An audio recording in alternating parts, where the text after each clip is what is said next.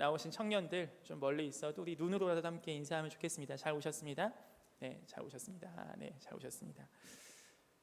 우리가 이제 계속하여 이렇게 함께 출애굽기 말씀을 보고 또 묵상하고 하는데 지난 시간에 저희가 출애굽기 4장을 봤었고요. 약간 점프해서 7장, 6장 후반부를 좀 보는데 아마 여러분들 내용에 대해서는 어느 정도 다 아실 거라는 생각을 합니다. 근데 오늘은 좀 이 모세의 어떤 개인적인 부분에 대해 좀 집중해서 함께 나누기를 소망해요.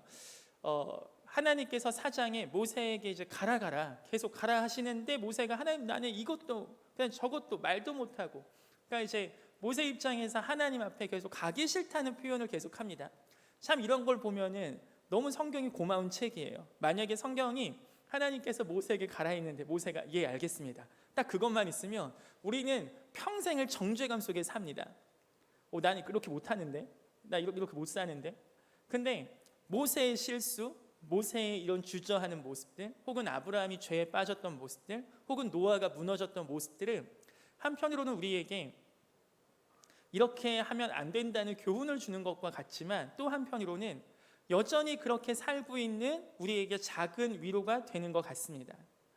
하나님께서 우리를 단 한 번도 넘어지면 안 되는 그런 완벽한 존재로서 우리에게 어떠한 것을 요구하시고 그걸 안 하면 넌 탈락 시키시는 잔인한 재판장이 아니시라 그 공의의 하나님이시면서 동시에 하나님은 수없이 무너진 우리 대신에 결국 그 수없이 무너진 우리를 위해서 수없이 무너진 결과인 십자가의 그 사형 선고를 주님께서 친히 받으시고 우리에게는 마치 한 번도 안 넘어진 것 같은 한 번도 안 넘어져야만 얻을 수 있는 그 천국의 영광을 선물로 주신 줄 믿습니다. 오늘 출애굽기에서 모세는 4장에서 하나님이 계속 가라 해서 그렇게 해서 왔는데 6장에 드디어 모세가 바로왕 앞에 나타나서 얘기하고 근데 이게 오히려 어떤 효과가 났냐면 시간이 없으니까 제가 간략하게 설명하면 모세가 멋있게 딱 바로왕 앞에 가서 자 우리 예배하고 오겠소 백성들 보내주시오 멋진 굉장히 멋진 말을 했어요. 그런데 바로가 그걸 듣고 콧방귀도 안 낍니다. 어쭈 이것 봐라 니네 안 바쁘구나 하면서 일을 더 주는 거예요. 이스라엘 백성들한테 일을 더 주는 겁니다. 이게 마치 어떤 직장에서 진짜 무서운 상사가 있었어요. 근데 말도 안 되는 야근을 계속 시키네. 안 되겠다 해서 그 중에 대표가 딱 가서 상사한테 얘기하는 겁니다. 사장님, 뭐 팀장님, 부장님 이거 못합니다. 우리 순간적으로 굉장히 영웅 대접을 받을 수 있죠. 근데 그 사장님이 회장님이 부장님이 화가 나서 어쭈 이것들 봐라 야 내일까지 아니 다음 주 것까지 오늘 다 끝내놔 하는 순간 한순간에 영웅으로 보였던 멋있는 사람은 갑자기 역적이 될 거예요. 그러면서 모든 원망이 어디로 갑니까? 어차피 회장은 듣지도 않을 테니까 사장님은 듣지도 않을 테니까 괜히 들쑤셔서 일 더 복잡하게 만들고 야근을 더 많이 줘버린 그 사람한테 원망이 갈 거예요. 근데 오늘 그걸 모세가 당하고 있었어요. 이스라엘 백성들이 모세한테 가서 또 따지는 겁니다. 야 너 때문에 지금 뭐야? 자 이걸 모세가 한 번 더 경험했어요. 모세가 40년 전에 40살 때 가장 리더십이 왕성하고 지위도 절대 낮지 않은 그때 모세가 자신의 힘과 열정을 의지해서 애굽인을 그냥 없애버리고 그것을 자기가 감추고 했었는데 이게 드러나고 자기 동족에게서도 환영받지 못해서 한번 쫓겨났었잖아요. 그리고 도망갔었죠. 그리고 40년 만에 하나님이 모세한테 어르고 달래고 힘준다 하고 해서 드디어 마음 다시 다잡고 했습니다. 근데 두 번째 했는데 결과는 비슷해 보여요. 이게 사실 실패라는 건 경험할수록 더 힘든 거 아닙니까? 한 번 실패했어 안 됐네. 근데 다시 뭔가 마음을 다잡고 열심히 했어 또 안 됐네. 그럼 어떤 생각이 생깁니까? 안 되는 거예요. 그거는 그럼 하면 안 되는 겁니다. 모세가 오늘 6장 28절 가보세요. 여호와께서 애굽 땅에서 모세에게 말씀하시던 날 나는 여호와라 내가 내게 이르는 바를 너는 애굽 왕 바로에게 다 말하라. 비슷한 말씀을 하셨죠. 근데 모세는 너무나 우리가 할 수 있는 말을 합니다. 30절 모세가 여호와 앞에서 아뢰되 나는 입이 둔한 자. 모세가 예전에도 말했던 이유입니다. 물론 이게 모세한테 언어 장애가 있다는 표현은 아니에요. 단지 바로왕 앞에 가서 내가 그렇게 말을 잘하지 못합니다. 얘기했는데 안 되지 않았습니까? 저는 어차피 또 실패할 겁니다. 이러한 여러 가지 이야기를 함축하고 있는 이야기 가장 젠틀하게 표현한 나는 입이 둔한 자입니다. 나는 잘 못하는 자입니다. 나는 그런 능력이 없습니다. 우리가 흔히 거절할 때 많이 하는 표현이죠. 나 그 잘 못해서, 이런 표현이잖아요. 그런데 오늘 모세가 그 얘기를 똑같이 했어요. 자, 이게 지금 모세의 상황이에요. 80살 난 할아버지가 드디어 용기를 내서 40년 전 그 실패의 경험을 딛고 다시 열심히 했는데 바로왕 앞에 나가서 말하면, 말 잘못하면 죽어요. 그 당시에는. 근데 그 용기를 내서 죽을 힘을 다해서 했는데 안 됐어요. 또 오히려 더 역효과만 난 것 같아요. 그때 모세가 이렇게 얘기했습니다. 자, 7장 1절 볼게요. 여호와께서 모세에게 이르시되 볼지어다 내가 너를 바로에게 신같이 되게 하였은즉, 여기서 신과 같이 되게 하였다 이런 표현이 나오죠. 요거를 좀 얘기할 때 우리가 그 애굽의 세계관에 대해서 잠시만 짚고 넘어가겠습니다. 제가 어렸을 때는 아니죠. 제가 고등학교 때 동방신기라는 아이돌이 나왔을 때 정말 깜짝 놀랐습니다. 그 H.O.T와 잭스키스에서 나오지 않는 그런 굉장히 그 옛날 해태 뭐 이러한 그 신화에서만 나올 법한 이름들이 막 등장하고, 그리고 그 이제는 아이돌에 대한 설명이 붙더라고요. 그러니까 그게 그 당시 동방신기의 세계관이 뭐였냐면이라는 설명이었어요. 근데 이게 점점 발전하면서 엑소라는 팀이 나왔을 때는 와, 정말 이제는 그 가디언즈 오브 갤럭시처럼 이제는 진짜 우주 은하를 대상으로 얘네가 이렇게 세계관이 펼쳐 있구나. 그런데 신기한 게 뭐냐면요, 이 세계관을 이 우리 대중들이 좋아한다는 겁니다. 전 그걸 듣자마자 너무나 오그라들었거든요. 근데 제가 과외하던 공부 가르치던 어떤 애가 그 엑소 세계관을 저한테 마치 역사 설명해 주듯이 이건 이랬고요, 이 백현님은 왜 이렇게 나왔고요, 막 이런 식으로 쭉 설명이 너무 재밌는 거예요. 걔가 얘기를 해주니까.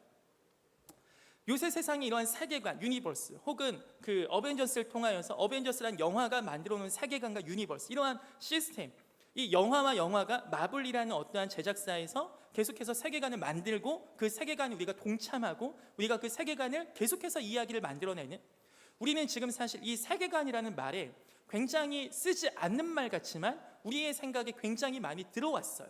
근데 애굽 당시에도 이 세계관이라는 게 존재했습니다. 애굽에서 세계관이 가장 특징적인 게 바로 두 개인데요. 하나는 바로입니다. 이 바로는 우리가 생각하는 왕의 어떠한 생각을 넘어서요. 그냥 힘센 왕이 아니에요. 당시 바로는 애굽에는 수많은 신을 섬겼는데 그 중에 짱이 태양신 라라는 신이었어요. 태양의 신 라. 근데 이 태양의 신 라가 특별히 점지한 애가 누구냐면 걔가 바로예요. 태양신이 이 땅을 섬길 때, 이 땅을 뭔가 할 때 누굴 통해서 하냐? 바로를 통해서 한다는 겁니다. 즉 신의 대리인이었어요. 이 신이 이 땅에서 살아가면 어떻게 사냐 했을 때 바로가 그렇게 한다. 이러한 신의 대리인과 같은 역할이 바로였습니다. 이 바로만이 할 수 있는 게 있었는데 그게 뭐냐면 신전을 세우는 거는 바로만 할 수 있었습니다. 신전이 뭐냐? 애굽은 수많은 신들을 섬겼는데 그 신들이 이 땅에서 사셔야 될 거 아닙니까? 그 신들이 사는 집을 만들어야 되거든요. 그게 신전이에요. 근데 그 신전을 만들 수 있는 권한은 바로한테만 있어요. 그 누구도 만들 수 없어요. 바로가 신전을 만들어라 하면 그거 만들 수 있는 겁니다. 그러니까 이 절대적인 종교적 권력이에요. 그런데 이 신전의 기능은 단순히 종교적인 의식만 해냈던 게 아니라 어떤 신전이 세워지면 거기에 재정이 몰릴 거 아닙니까? 뭐 헌금이라는 그런 이름으로 몰리면 그것을 다시 이 재정을 다시 분배하는 역할을 하는데 이 분배권 역시 바로에게 있습니다. 즉 종교권, 정치권, 경제권, 기타 모든 문화, 교육 이런 모든 등등이 바로에게 중앙 집권적으로 있는 역사상 유례없는 완벽한 어떤 세상에 맞는 가장 강한 왕이 그 바로였어요. 종교적인 권력, 정치적 권력, 경제적 권력, 사실 사람들이 살아갈 때 굉장히 필요한 이 세 가지 권력이 바로 왕 앞에만 몰려 있습니다. 그러니까 애굽인들은 이 바로를 생각할 때 이거 그냥 신인 겁니다. 신. 우리에게 밥을 주시는 분, 우리를 키우시는 분, 우리를 다스리는 분. 이게 애굽 전체 백성들한테 다 깔려있는 생각이에요. 바로는 신입니다. 그런데 7장 1절 보세요. 하나님이 괜히 이 얘기를 하는 게 아니에요. 여호와께서 모세에게 이르시되 볼지어다 내가 너를 바로에게 신같이 되게 하리라.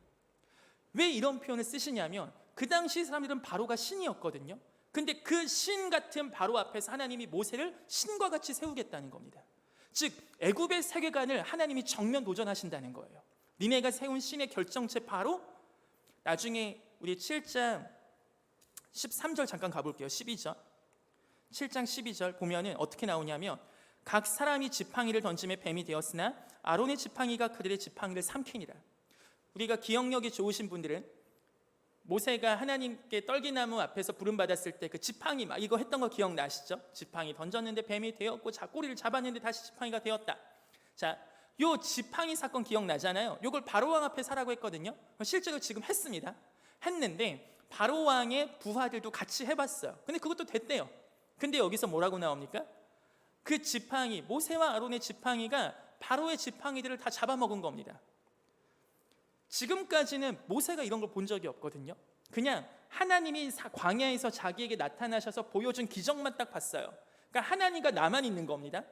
그런데 지금 처음으로 바로왕 앞에서 기적을 행했고, 이 바로가 행한 지팡이가 뱀이 되고 한 걸 다 잡아먹었어. 즉 하나님이 말씀하신 7장 1절 내가 너를 바로왕 앞에서 정말 바로와 같은 존재, 신과 같은 존재로 만들겠다고 하신 주의 말씀이 하나님께서 이루신 겁니다.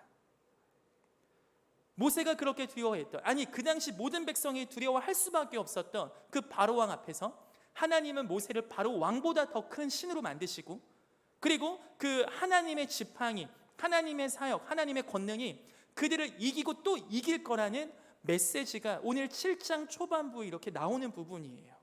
그래서 제가 애굽의 세계관에 대해서 말씀을 드린 겁니다. 두 번째, 이 바로왕 말고 또 두 번째 세계관이 있는데 중요한 게 뭐냐면 나일강이라는 애거든요. 이 나일강은 우리가 역사 시간에 배웠죠. 세계 4대 문명 중에 하나고 아프리카 이렇게 흐르는 나일강 문명. 근데 나일강은 정기적으로 범람을 해요. 그러니까 비가 많이 와서 넘치는 게 아니고 이 아프리카 지형적으로 아프리카 나일강의 상류 지역에는 이 국지성 호우가 계절마다 그 정기적으로 내리는데 그 폭우에 의해서 하류에 해당하는 나일강 전체가 다 범람을 하게 된대요.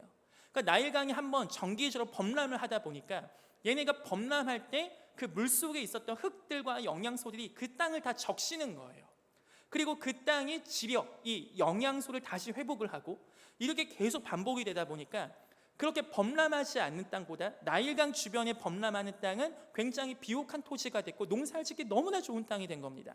똑같은 씨앗을 뿌려도 나일강이 범람했던 땅은 너무나 많은 수확량을 맺기 때문에 그것은 자연적으로 인구를 증가시키고, 인구가 증가된 건 국방력이 강화돼서 애굽 문명의 여러 지역에 있는 문명보다 더 강할 수밖에 없던 결정적 이유가 그 나일강의 범람이었거든요.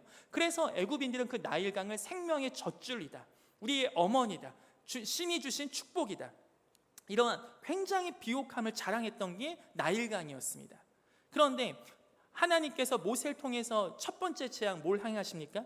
나일강 물을 피로 변하게 하십니다.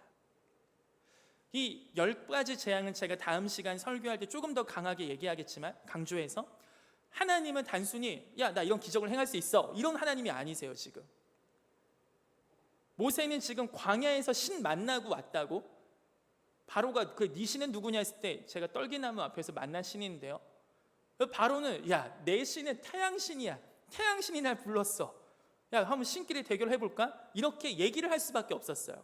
왜냐하면 고대 사회는 어떤 누구와 누구, 어떤 나라와 나라가 싸우면 이 나라가 이기면은 이 나라 신이 더 세다고 얘기했거든요. 그러니까 신의 이름으로 막 저주를 하고 했던 거예요. 신과의 싸움에서 이겼다고 해서. 단순히 이게 그냥 눈에 보이는 전쟁의 승리가 국방력의 차이로만 보지 않고 신이 이겼다, 이런 표현을 많이 했거든요. 즉 그래서 이 당시 고대 사회, 이 모세 시대 때는 누구의 신이 더 세냐는 것이 이 애굽인들, 이 당시 고대 사회인들에게는 너무나 중요했던 문제였던 거죠. 모세가 광야에서 신을 만나고 와서 내가 만나시는 야훼요 얘기를 합니다. 콧방귀도 안 끼는 거죠. 그런데 그 하나님이 뭐라고 하십니까? 5절 보세요. 7장 5절. 내가 내 손을 애굽 위에 펴서 이스라엘 자손을 그 땅에서 인도하여 낼 때에야 애굽 사람이 나를 여호와인 줄 알리라 하시며, 이 말씀 구절이 이러한 문맥 속에서 나온 겁니다. 이 사람들이 10가지 재앙을 보면서 이스라엘이 빠져나갈 때 돼서야 하나님이 진짜 하나님이구나, 이분이 정말 세신 분이구나, 이러한 정말 애굽에 있는 수많은 신을 다 합쳐봤자 사실 천지를 창조하신 만왕의 왕 대신 이 하나님의 권능 앞에 아무것도 아니라는 것을 이 10가지 재앙과 이후에 나오는 이야기들을 통해서 하나님이 행하시고 계세요. 자, 이러한 애굽 유니버스, 애굽의 어떤 세계관을 뒤흔드실 때 하나님의 방법이 뭐였냐? 모세를 택하거든요. 지금부터 이 모세에 대해서 잠깐 또 이야기를 하면 좋을 것 같습니다. 이따가 여러분이 혹시 성경 교재, 우리가 보는 교재를 예습해온 분들이 있을지 모르겠지만 있다면 오늘 교재의 어떤 포인트는 되게 치유에 대해서 많이 사실 있습니다. 이 모세가 계속해서 거절받았는데 모세가 이러한 상처가 있는데 이것을 어떻게 극복할 것인가, 이러한 측면에서 사실 있는데요. 우리가 좀 그 부분에 대해서 잠깐 볼게요. 자, 6절 가보세요. 6절 가보시면 모세와 아론이 여호와께서 자기들에게 명령하신 대로 행하였더라, 이렇게 얘기가 나옵니다. 모세는 결국은 못하겠다 했지만 보고 있으면 다 하거든요.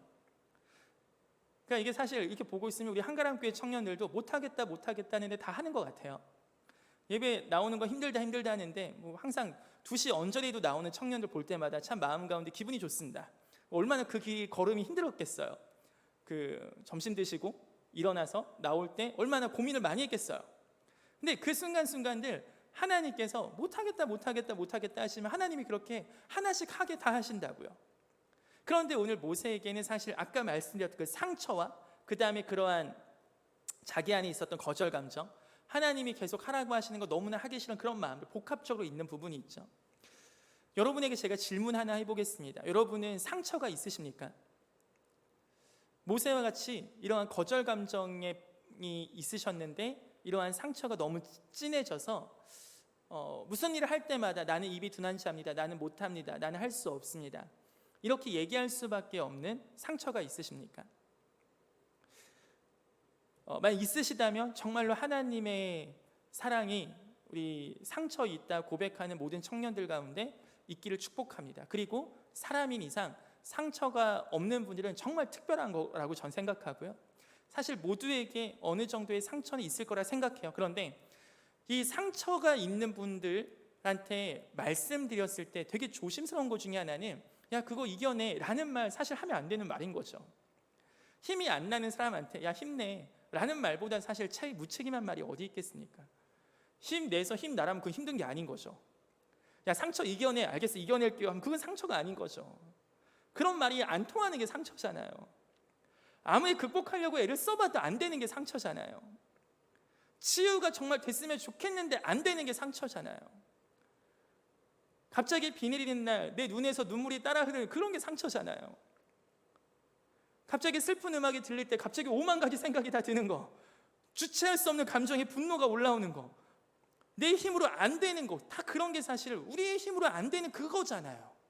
근데 그걸 우리가 어떻게 힘낸다고 이겨냅니까? 제가 감히 여러분의 상처를 어떻게 다 이해하겠습니까? 뭐 설교 하나 듣고 상처가 치유된다고요? 물론 그거는 정말 성령께서 역사하시는 거지 사람의 영역이 절대 아니에요. 특히 상담을 공부할 때 늘 상담을 공부하는 학생들한테 교수님들께서 말씀하시는 게 있습니다. 상담으로 치유시킬 수 있다는 교만함에서 벗어나야 된다고. 저도 그렇고 여러분도 그렇고 다른 사람의 상처, 아니 자신의 상처 또한 우리 가운데 치유할 수 있는 능력이 정말 부족해요. 그런데 보니까 이 치유됨에 있어서 필요한 게 있더라고요. 이 치유됨에 있어서 필수적으로 필요한 게 있습니다. 그게 뭐냐면 옛날 어른들 말씀이기도 한데 시간입니다. 이 부분이요 굉장히 은혜가 있어요. 여러분은요, 우리는요 상처로부터 벗어나야만 행복한 존재가 아닙니다. 우리는 이 상처가 우리에게 숙제가 아닌 거예요. 우리는 상처가 있으면 기독교인이 어떻게 상처에게 빠질 수 있어? 난 예수 믿는데 벗어나야지 하는 생각들 때문에 난 괜찮아 그것 때문에 더 정신병자 비슷하게 돼요.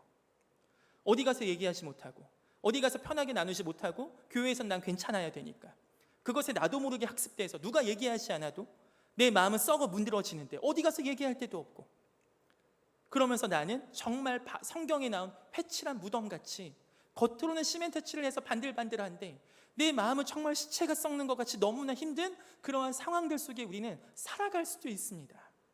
근데 그런 분들한테 그러지 마, 정직해야지, 어떻게 그런 얘기를 하겠습니까?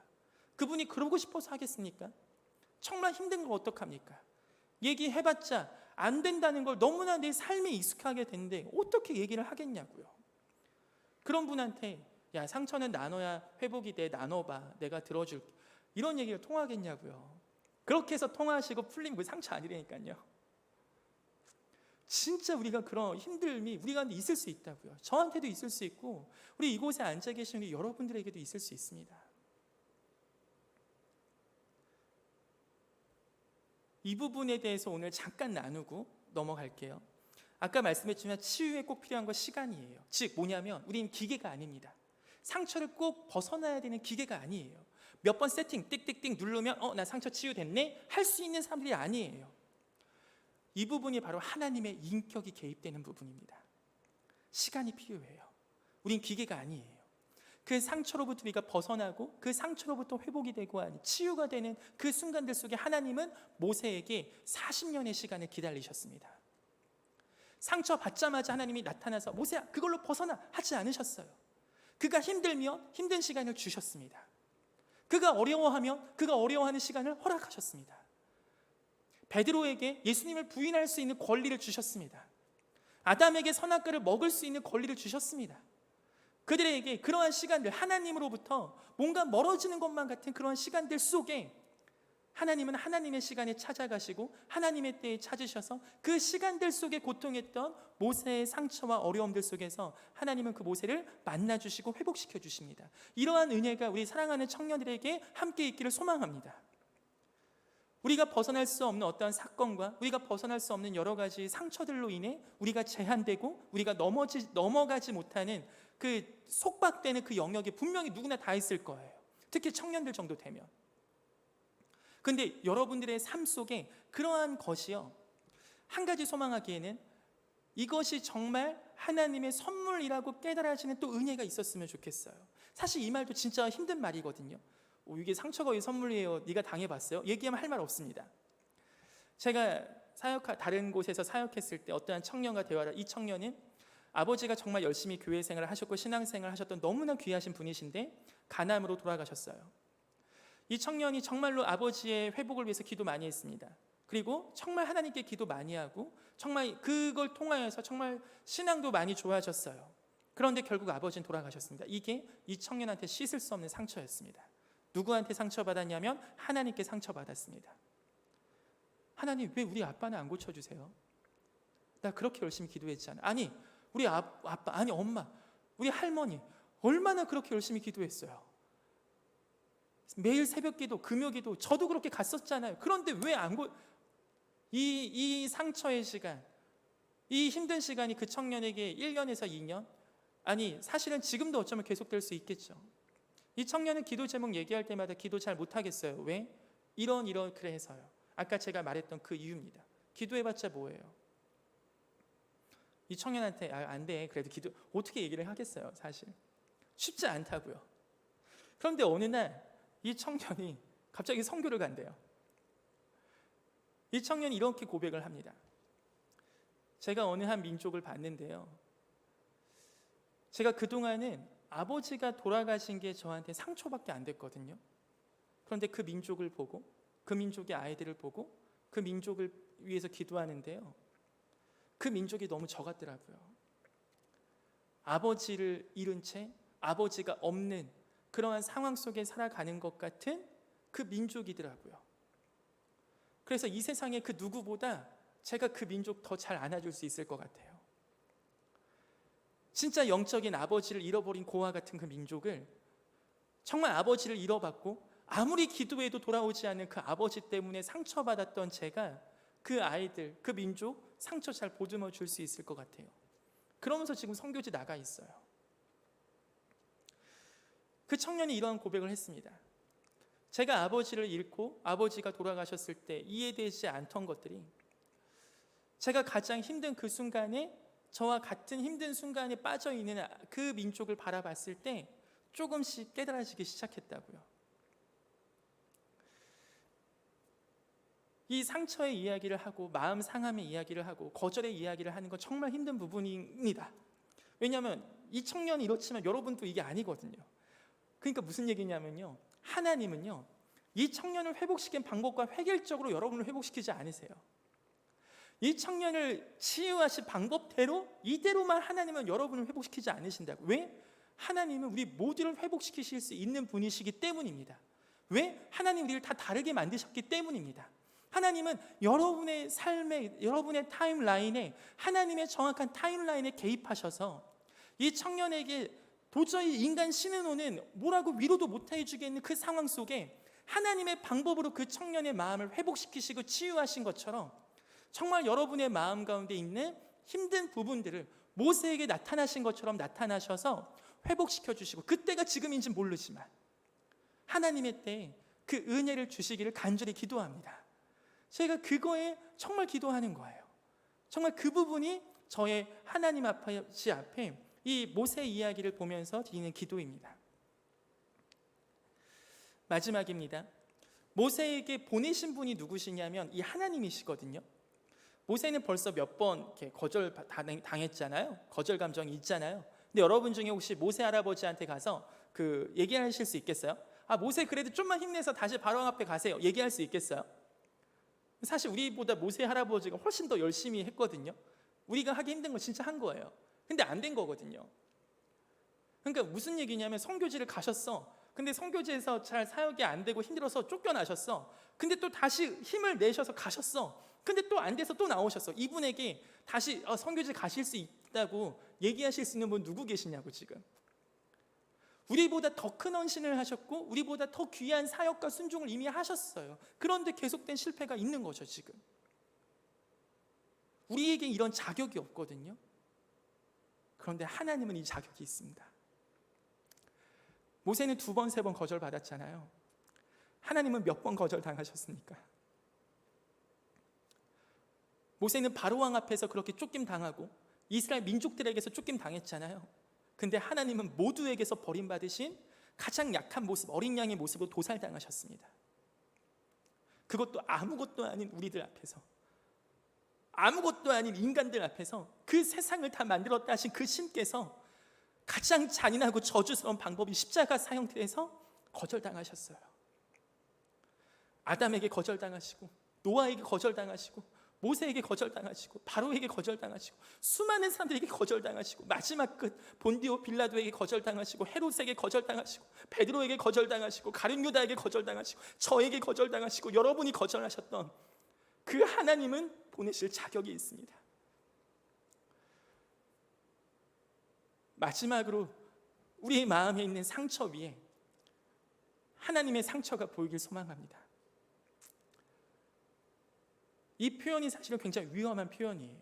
왜냐하면 하나님은 이게 뭘 해봤는데 안 되고 해봤는데 안 되고 이렇게도 해봤는데 안 돼서 실패해서 마지막 방법이 십자가였구나, 이거 아닙니다.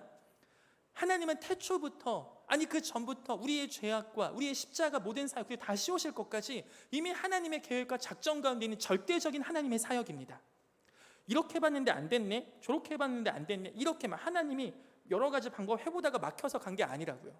그런데 우리가 볼 때는 그러한 형태잖아요. 지금 우리 인간의 눈에 볼 때는 하나님이 계속하여 거절당하시고 계속하여 실패하셨던 거거든요. 근데 이 하나님이 모세에게 지금 보내시는 거예요. 우리의 상처 위에 정말 하나님의 상처가 보일 때 그때 우리 가운데 주시는 주님의 은혜가 클 줄 믿습니다. 어쩌면 모세는 이 40년간의 광야 생활과 또 해야 되는 40년간, 총 80년간의 광야 생활을 통해서 이 하나님의 마음을 그 누구보다 잘 알았던 것 같습니다. 이 마지막 말씀 한 구절만 찾아보고 기도하면 좋겠습니다. 히브리서 12장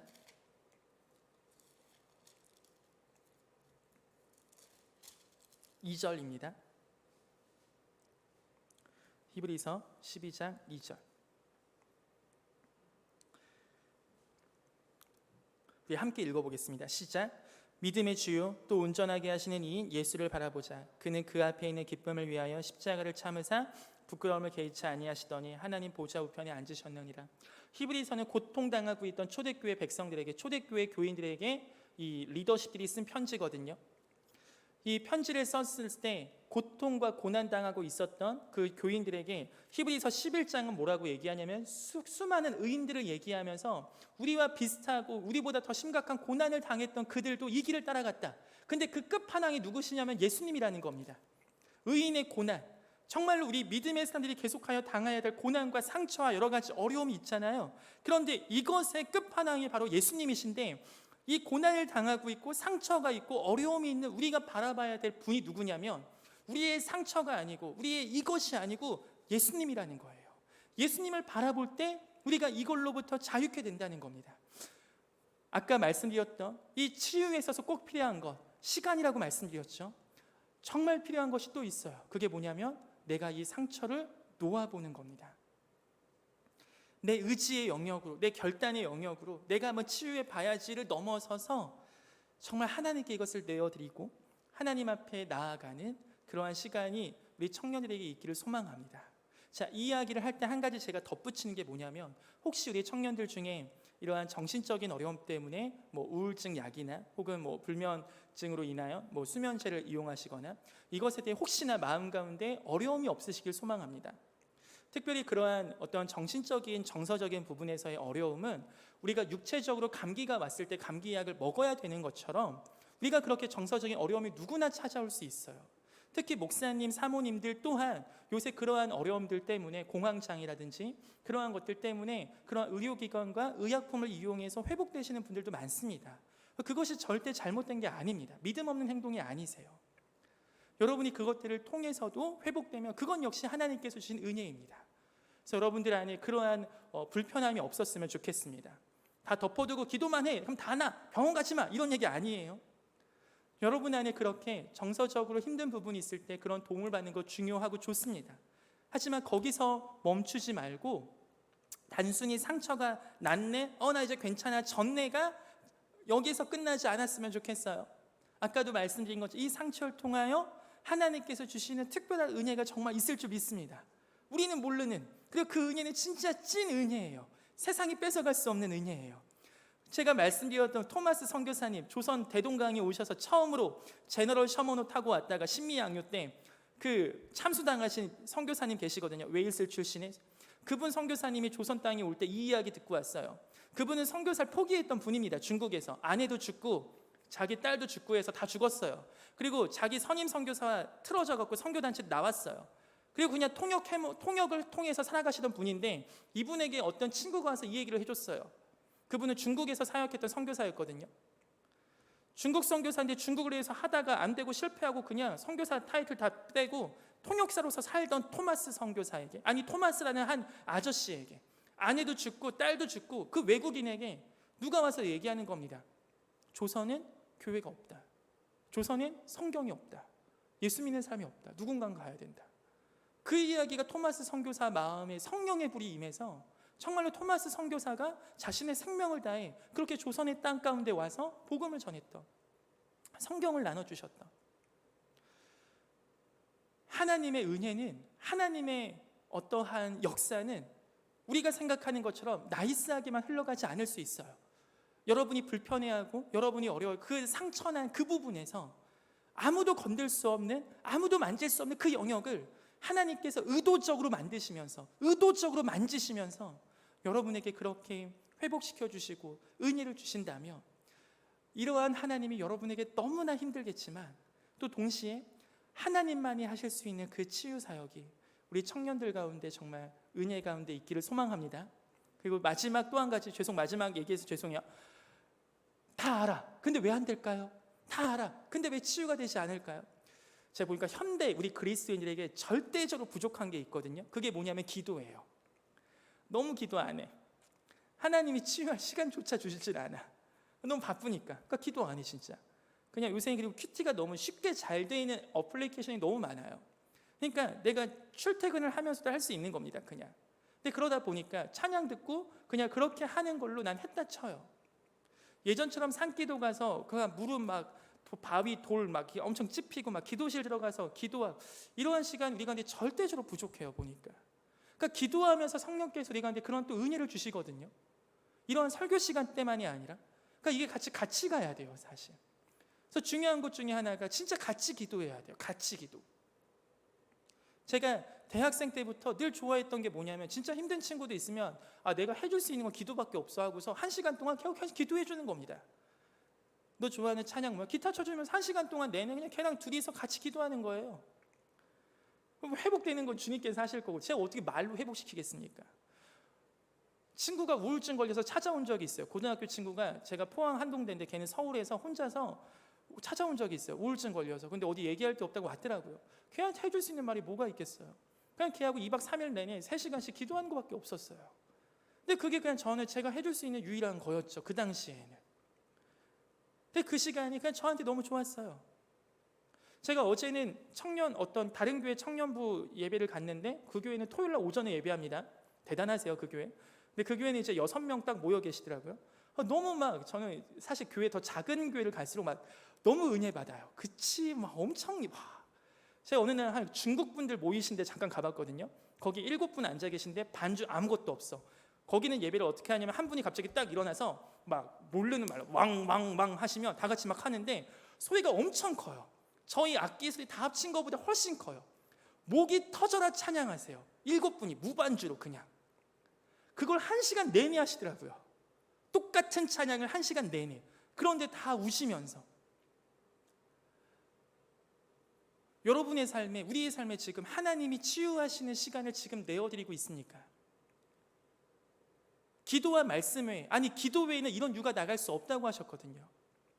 제자들이 왜 우리에게는 귀신 쫓는 권세가 없습니까? 했을 때 예수님께서 얘기하세요. 기도와 금식 외에는 이런 유가 나갈 수 없다고. 우리 안에 있는 어려움과 우리 안에 있는 상처와 우리 안에 있는 고난, 여러분 이걸 해결하고 싶잖아요. 그런데 우리는 기도하지 않는다면 그거는 나는 치유되고 싶은데, 이 병이 낫고 싶은데 병원 안 가는 것과 똑같습니다. 여러분과 하나님께 그 시간을 좀 내어드립시다. 여러분의 삶에 정말 기도하는 시간이 있길 소망해요. 정말 시간을 정해서 기도하세요. 특히 이 정도 예배에 나오신 분들이면, 정말 이 코로나 시대도 이렇게 예배 나와서 마스크 쓰고 앉아 있는 분들이면 기도할 수 있습니다. 여러분의 육체의 게으름을 쳐서 복종시키시면서 정말 기도합시다. 그리고 그 기도하는 것이 우리 청년들 5인 이하니까 5명 밑으로 모일 수 있잖아요. 청년 선배, 후배 붙잡고 기도하는 겁니다. 힘든 친구들 함께 가서 기도하는 겁니다. 그게 교회가 할 수 있는 가장 투박한 은혜 아니겠습니까? 우리 좌우에 계신 청년들, 우리 웃으면서 한번 불끈 손 쥐면서 서로 다짐하는 시간 되면 좋겠습니다. 기도합시다.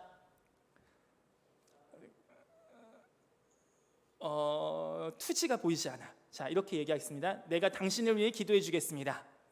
내가 당신을 위해 기도해 주겠습니다. 아멘. 자, 우리 이 시간 함께 찬양하고 기도하면 좋겠습니다.